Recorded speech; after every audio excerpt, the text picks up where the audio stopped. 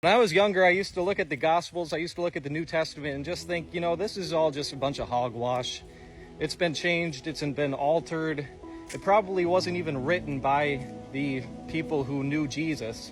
It's probably just a bunch of religious people who wanted power and control who wrote this document. What I didn't understand is that the New Testament meets the gold standard for historicity.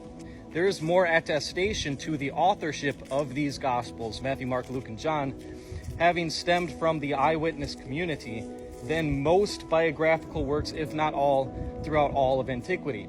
Most historians, if not all historians that are taken seriously, conclude that Jesus was crucified under Pontius Pilate.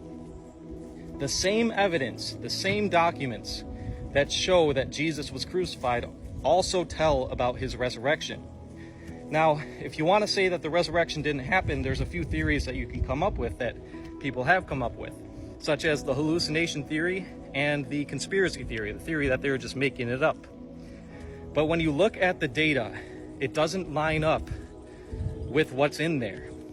The hallucination theory, it would have had to have been a hallucination that is unlike any hallucination we've ever seen.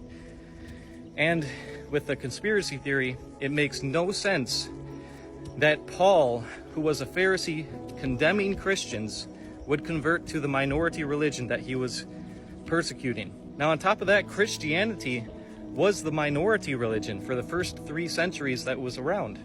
It was not a religion that was grabbing power and control.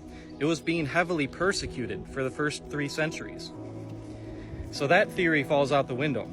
I think it's most plausible to conclude, in light of the data that we have, that Jesus actually resurrected from the grave. Now, that being said, if Jesus did rise from the grave, then we've got a testament in history of God when he incarnated. An amazing, ethically genius person, this Jesus Christ, teaching that he is God incarnate, and then going to the cross claiming that this is the atonement for all human sin. All you have to do is believe in that gift. He offers us the free gift of forgiveness, of salvation, of eternal life.